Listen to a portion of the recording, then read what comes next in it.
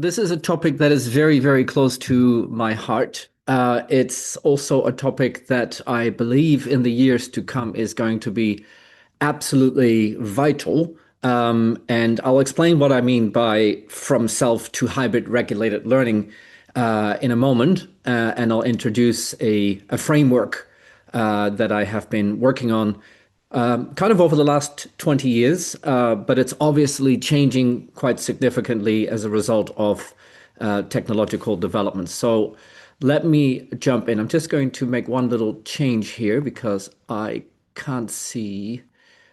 That's better. Okay, perfect. All right. So from self to hybrid regulated learning, the the thing that prompted me to speak to you today about this topic is something that has been on my mind, and I think a lot of people's minds in the last, well, at least 2 or 3 years, which is the fact that everything in some ways looks like it's changing as a result of AI and also other educational and other technologies. And it sometimes feels like the change, the level, the speed of change is overwhelming. But it's important to, I think, go back to some of the fundamental questions underlying education. And one of those questions is to ask what stays the same when it feels like everything around us is changing. And I'll give you an answer, a possible answer at the end of my presentation. So, one of the things that stays the same is that all of us as educators is very that's a fundamental to the reason why we become educators is that we want to help our learners and set them up for the future. And of course, the challenge always has been that nobody can ever know what the future looks like. So preparing people for what is essentially an unknown future is the Sisyphean task that we have set ourselves as educators. So I guess another way of saying, of asking what should we be teaching is to say, well, what is the fundamental skill set that we need to help learners to develop? Or what is the most important skill that we can develop in our learners in the coming years? And that skill set is related to the issue of self-regulation. The topic of self-regulation has been around for at least 40 or 50 years when Zimmerman and Pons and Dale Schunk and other people started to kind of recognize that even in their elite universities where they were teaching at the time, even in classes where all the materials were the same, where the teacher was the same, where the curriculum was the same, some students were just more successful than others. And they started to investigate why that was. If everything is the same, why do some learners still do better than others? And well, long story short, what they found was that the one thing that best predicted success on test scores and was learners' ability to self-regulate their learning. And specifically, what that means, as Zimmerman here points out, is that learners who know how to set meaningful goals, who can monitor their learning with intention and do so in a proactive way, so not waiting for a teacher, but can do it by themselves and know when to do it.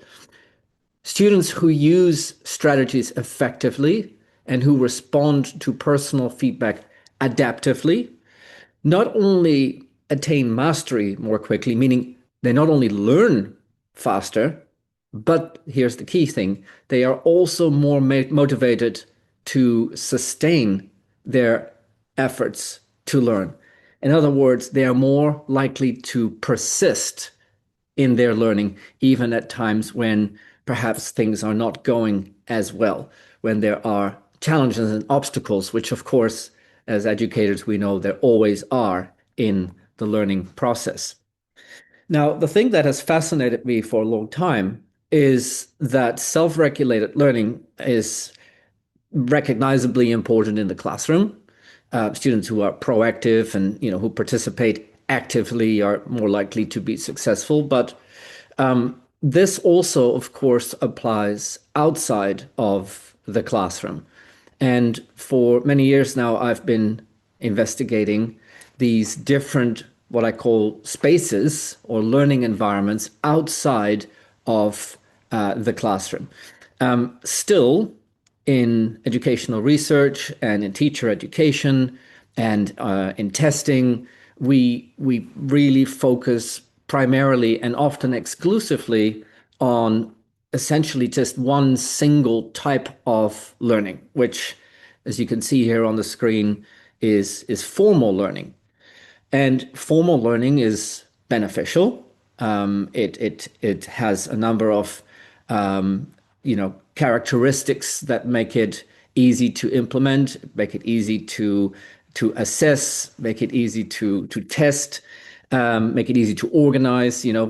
But it is only one of very many different types of spaces in which learning can and does occur. Now, the primary focus of my presentation here is not to go over all of these different types of spaces.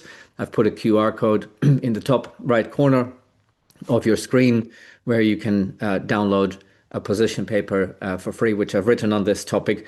But in summary, briefly, in addition to formal learning, we have, for example, very important these days, game-based learning. We have self-learning, we have peer learning, we have community-based learning, we have mentor-based learning, flexible learning.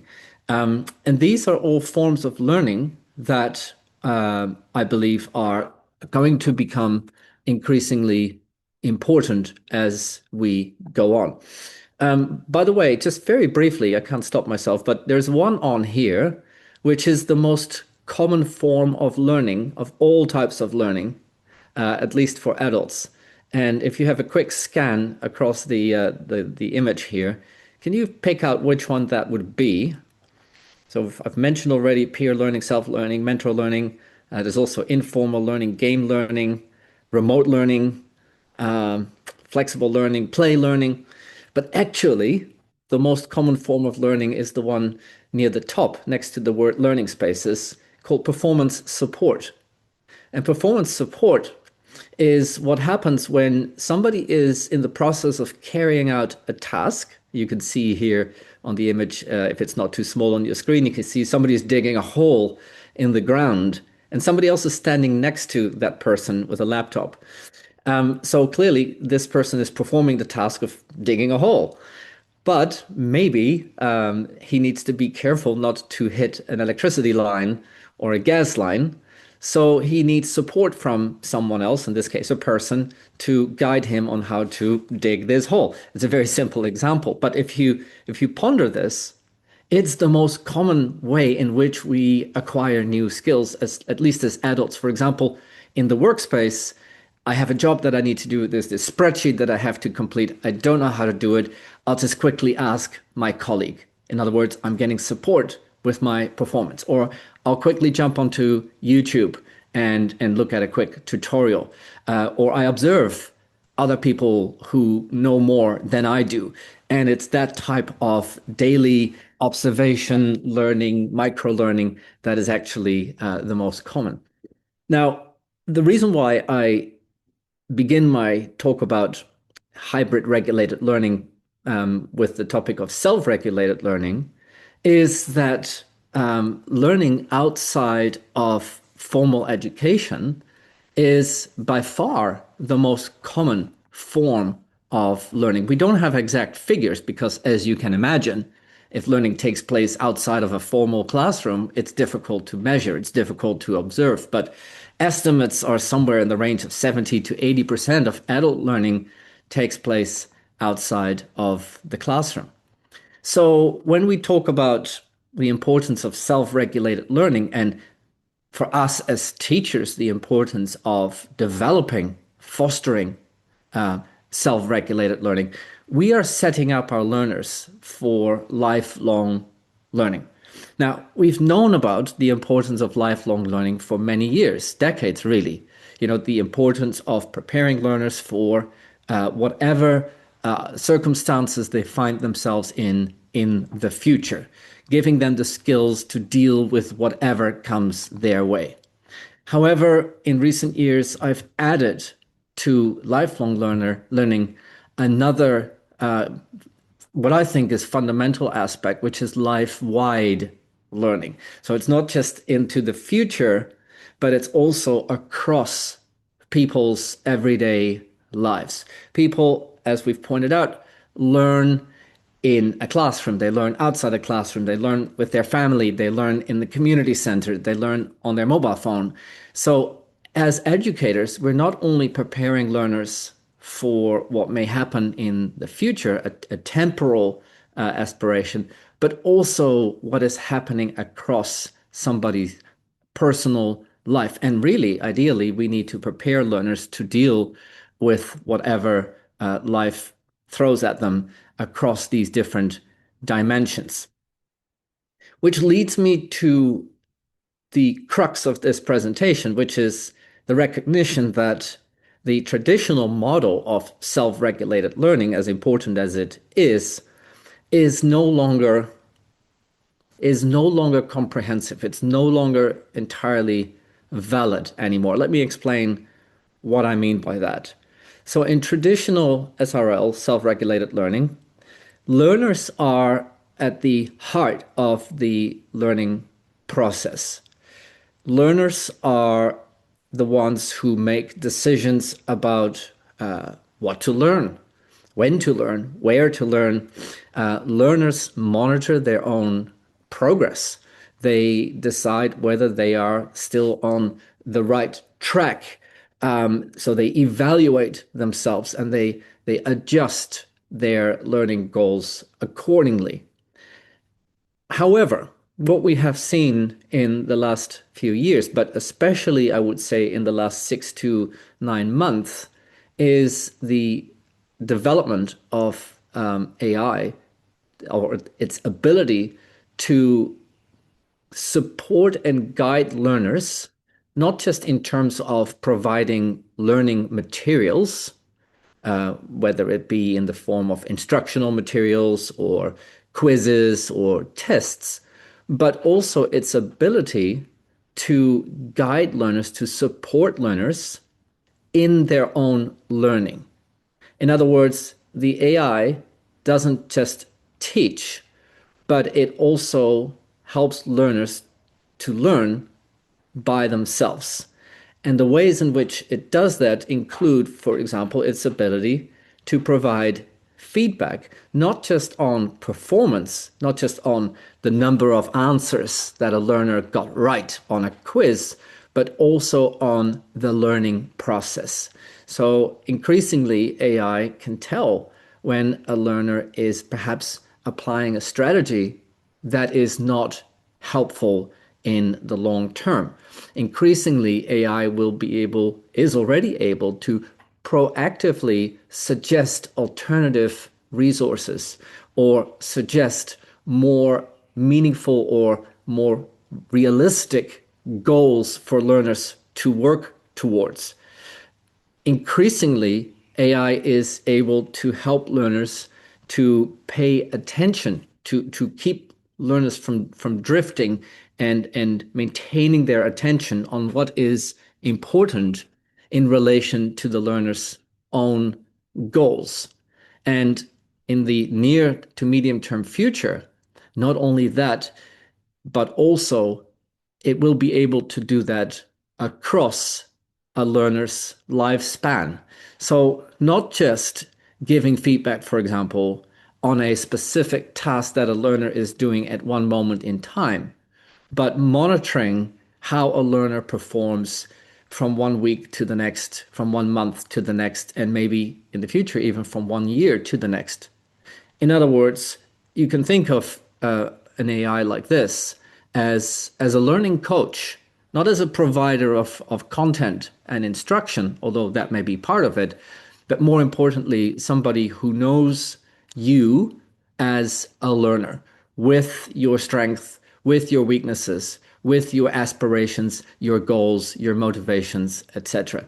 Now, the fundamental question that raises is if the decision-making process about what we learn and how we learn is no longer exclusively in the hands of the learner, then can we still speak of self-regulated learning if we are constantly supported, guided, nudged, questioned in terms of our learning, then surely we are in essence working together with or co-regulating with a, in this case, AI, right? Or with technology. And that's where the word hybrid regulated learning comes in, because the regulation is a combination of a partnership between the learner and the technology. So what we need is we need a new model. We need a new way of understanding how learning regulation, traditionally called self-regulated learning, how that plays out. So again, on the left-hand side, self-regulated learning, the locus of control is internal. It's learner-centered. It's with the learner.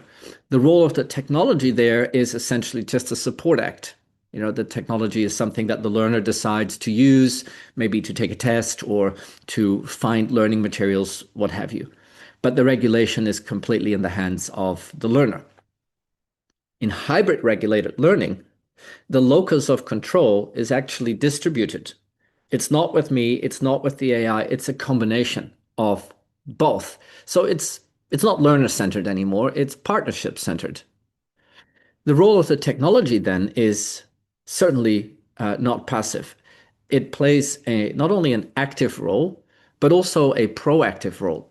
The technology is, in an ideal world, constantly on the lookout for you. It's constantly supporting you, monitoring what is going on, providing suggestions. So the technology is performing a range of roles that go well beyond just that of being a tutor, for example. The technology can now also be an evaluator, a simulator, a recommender. We'll talk about that more in a moment.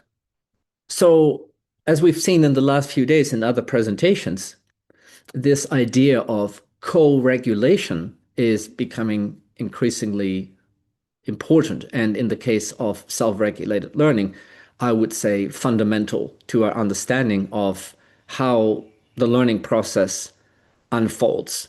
And in the case of hybrid regulated learning, again, we're talking about a distributed or co-regulated learning process, which is very exciting.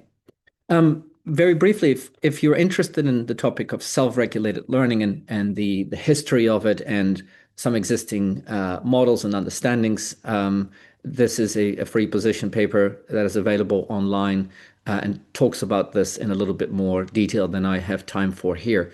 QR code, again, is at the top right of the screen if you want to download that. And maybe later we can also put the links into the show notes. So the traditional model of self-regulated learning, which I won't spend too much time on here, is what you see on the screen. And this I developed over a period of 20 years. The first iteration came out in 2011, and then a more recent version 2 years ago in the position paper I just shared with you. Thank you, Blanca, for posting that link. And the reason why I'm not going to spend too much time on this is because I have been working on a revised version that better accommodates this notion of hybridity and co-regulation. But very briefly, as you can see here from the top right to the bottom left, the self-regulated learning process involves needing to make decisions as a learner by yourself, for yourself, about the different aspects, the different stages of the learning process.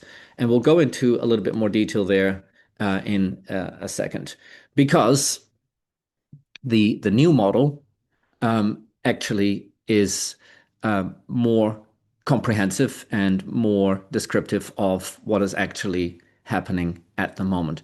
It's quite complex. I'm going to go through this one by one. You'll see that there are three layers here. But before I do, what you see here is at the top a human layer, and then at the bottom a technology layer. So whereas in the previous model you only had the one dimension, which was the learner dimension, here you see a combination of the regulation that learners do, and then the regulation that occurs with and as a result of the technology layer. And as I said, we'll go through these one by one.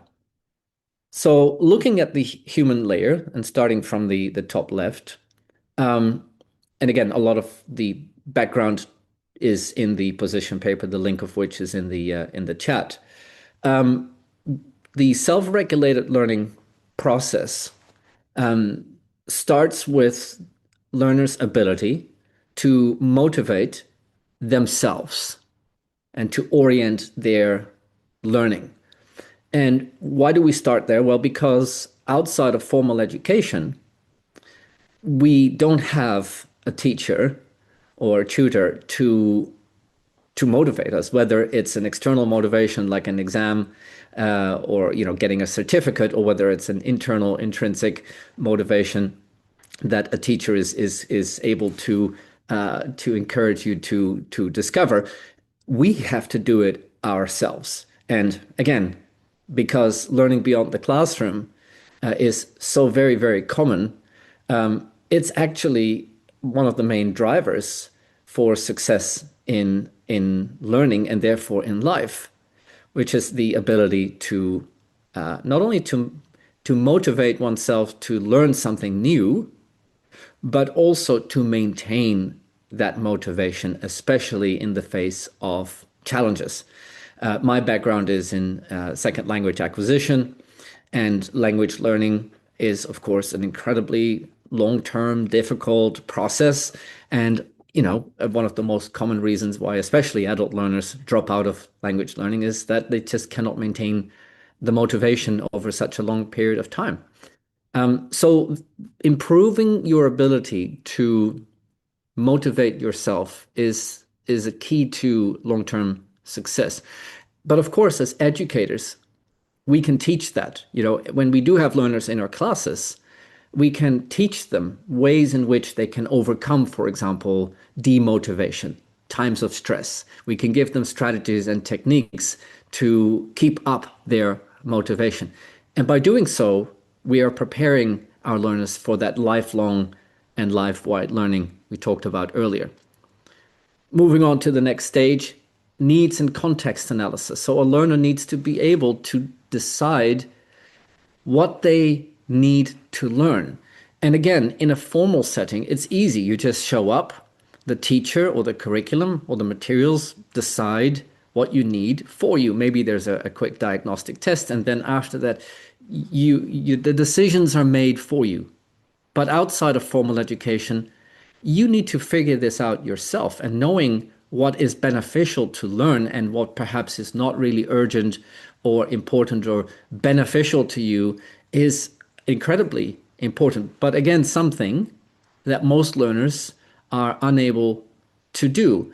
So again, as teachers, we have a really important role of helping learners to, for example, assess how well they are doing and what areas they need to improve in more. And that then translates into the next stage, which is goal setting. Not only do you need to know broadly in broader terms what it is you need to improve on, but then you need to translate that into manageable goals. And again, that's something that we know from research. Most learners struggle with without support, without some sort of training. Once you've set broader goals, you then need to translate those into immediate action plans. Again, something that a lot of learners find difficult, translating, say, a 6-month or 12-month goal into today's learning plan is very hard for a lot of learners. Then once I'm actually sitting down and doing my learning, engaging in task, as it's called here, task engagement, I need to monitor how how that's going. If I don't have the tools to observe whether the task that I'm doing is helping me to complete the plan that will help me to achieve my goals, I'm just flying blind, as they say. And so the ability to observe oneself, to adjust and regulate one's learning based on perhaps our performance or based on feedback from others, again, is a key skill. And then over time, we also need the metacognitive ability to step back from our day-to-day learning and reflect on the learning process as a whole. This involves questions like, I've been spending so much time every day. I'm trying to learn, this new language, and I don't feel like I've really been making a lot of progress. Maybe my approach is not right. Maybe my style of learning is doesn't match my strength. Maybe I need to get some additional help, or maybe I need to look up some additional different resources. So that metacognitive ability to look at yourself and to revise your plans, and maybe develop a new approach is vital. And then finally, you have to integrate what you have learned into your life so that it's not separated from your daily aspirations, but that it becomes part of who you are, and that the skill that you've developed is now part of your identity, and ideally that you have the ability to transfer what you've learned to different contexts. So that's a micro introduction to self-regulated learning and the different stages that take place, that learners need to develop in order to be able to manage their learning successfully.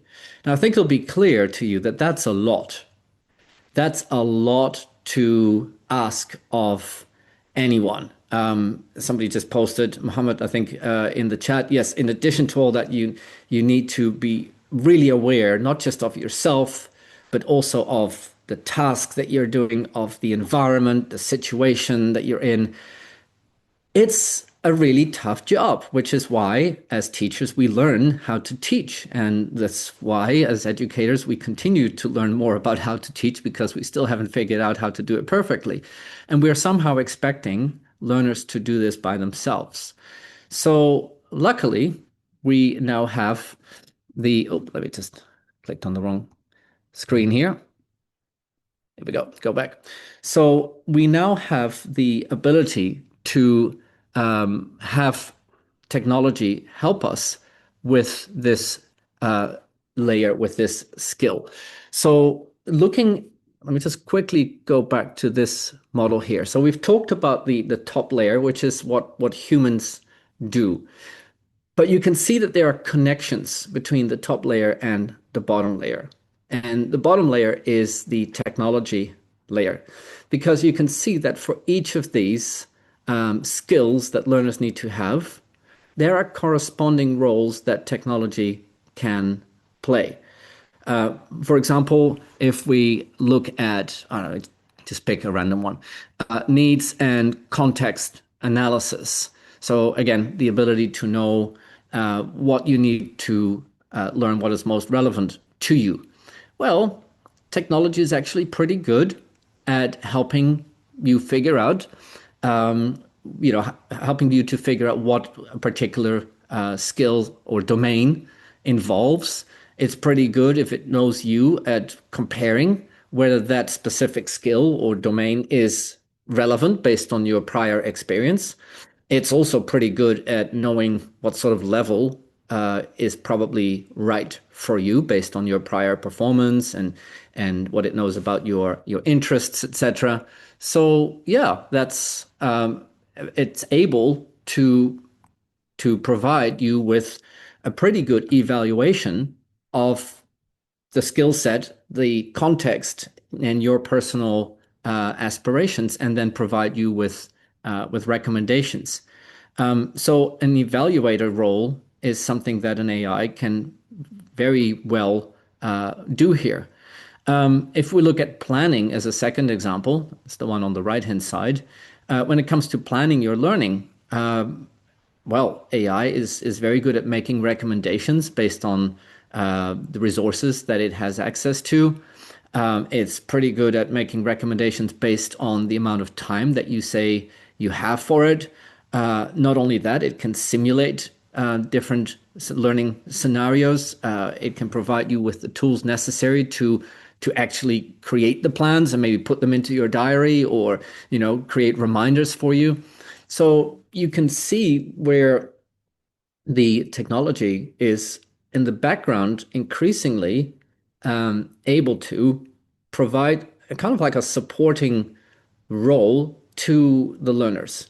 So as a learner, I don't necessarily need to make all these complicated decisions about my own self-regulated learning anymore because I basically have a background assistant, a coach who increasingly knows me and knows what I need.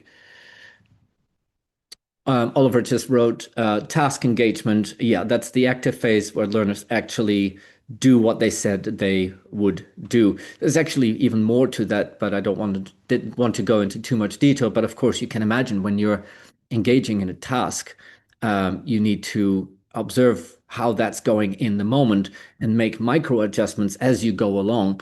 And again, that's something that AI is very good at.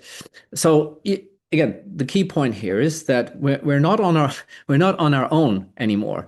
At each of these 8 stages, the technology can help and guide and maybe remind and nudge us to do what we said what we would do, or help us to figure out how well we have been doing in achieving the goals that we set for ourselves.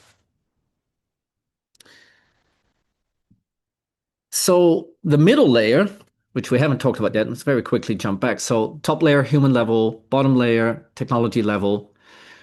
But there's one thing missing, because if it was just, the learner and then the technology feeding the learner with stuff, you could see immediately that there could be a huge problem, which is, can we, first of all, trust what the technology is providing with us? Do we, want to essentially hand over control of our learning or part of it to a tool, to a technology? And the answer, of course, increasingly is, a lot of people are saying, no, we don't want to do that. There are a lot of risks involved there. So between these two layers, you have, of course, a set of skills that learners need to have in order to be able to understand what the AI is offering, enabling learners to evaluate whether they think what the AI is offering is helpful, truthful, ethical, etc., and a set of skills that helps the learner to decide whether or not they want to actually take up the suggestions and recommendations and so on that the AI is making. In other words, there is a critical level, and this is usually referred to as critical literacies, that has to be applied by the learner in order for the learner to maintain agency or autonomy over their own learning. We've heard a lot of presentations in recent days about the dangers of cognitive offloading, just getting an AI, for example, to do your stuff for you. That's great for task performance. It's not so great for learning. So if we're interested in learning, then learners need to be able to communicate with the AI so that there is a true co-regulation taking place. Now, the specific names of these critical literacies are a little bit up for debate. There's 4 key ones that I've listed here: provenance literacy, bias literacy, epistemic literacy, ethical literacy. People have come up with other ones, additional ones, and I think these are sort of changing as our understanding of working with and learning with AI develop.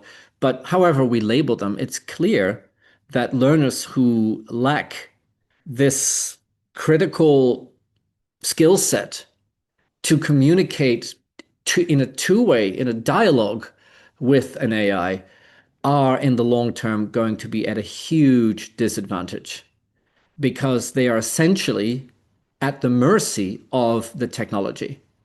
And we don't want that. We want our learners to be autonomous.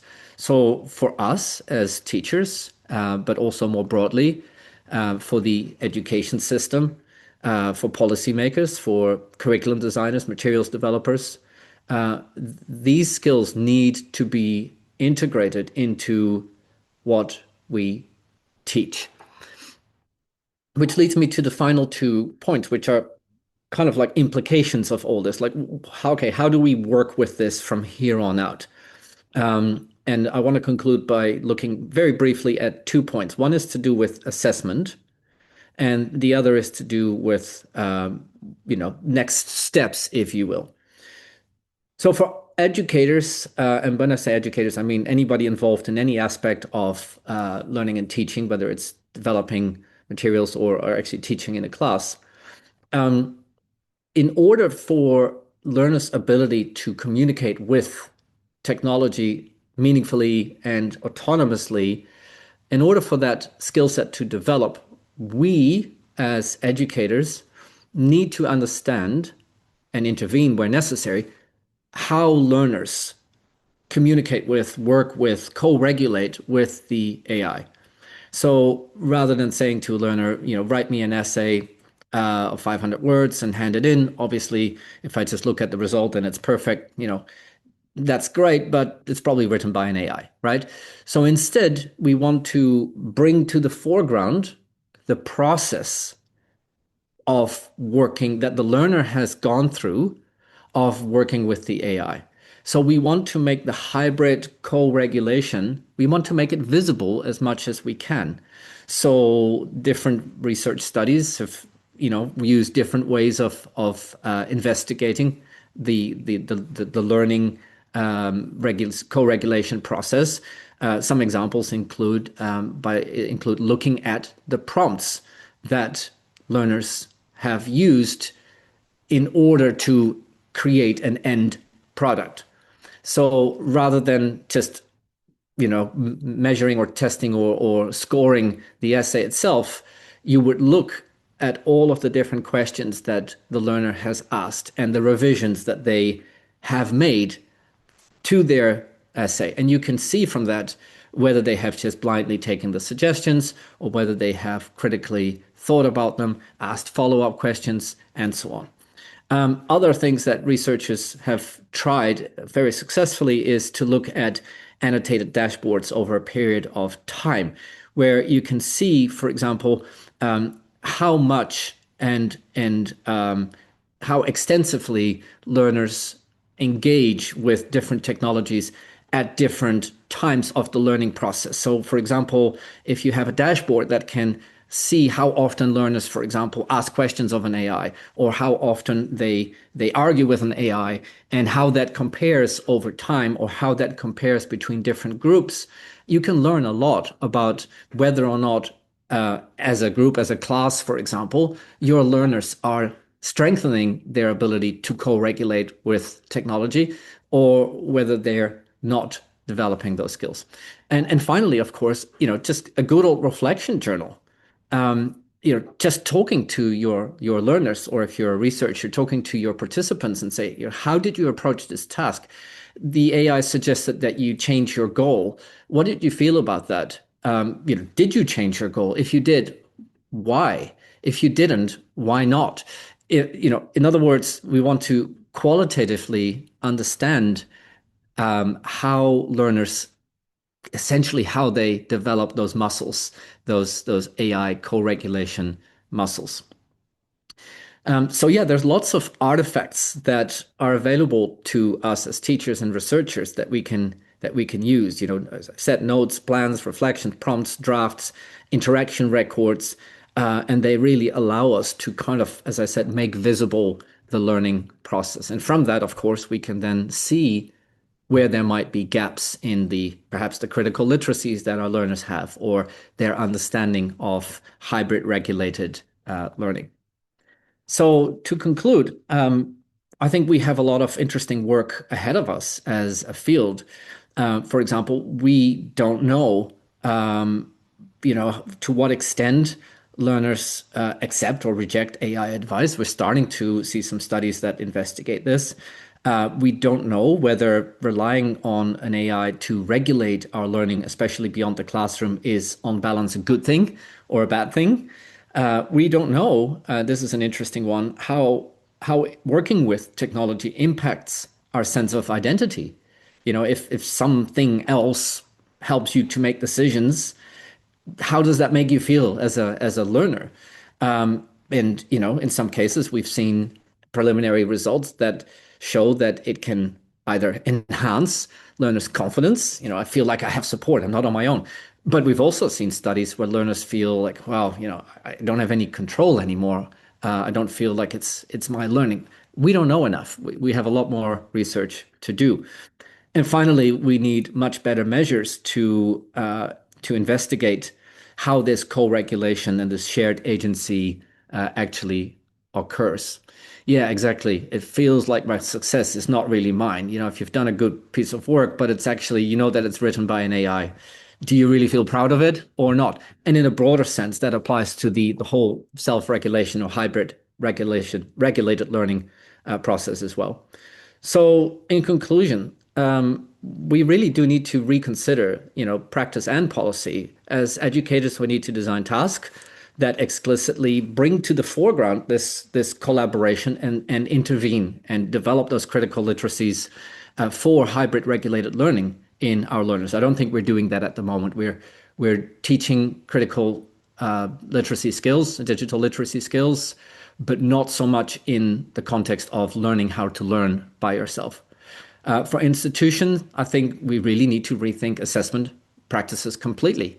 The old exam, the old test that we used to use is not really relevant anymore, unless you force people to use pen and paper, which sometimes can be beneficial, but of course often doesn't work.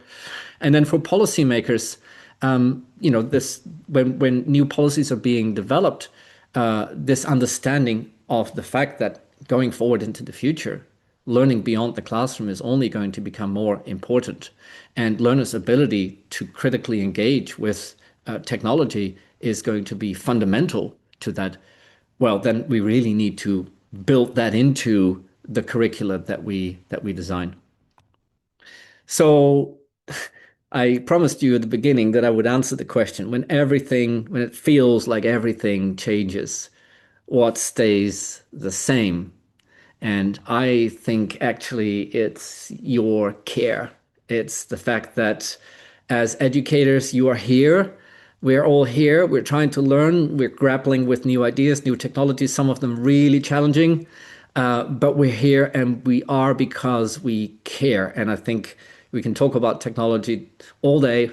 However, at the end of the day, it's our personal passion. It's our love for our learners. It's our love for learning and teaching that really, truly matters. And I thank you all for being here and being willing to learn.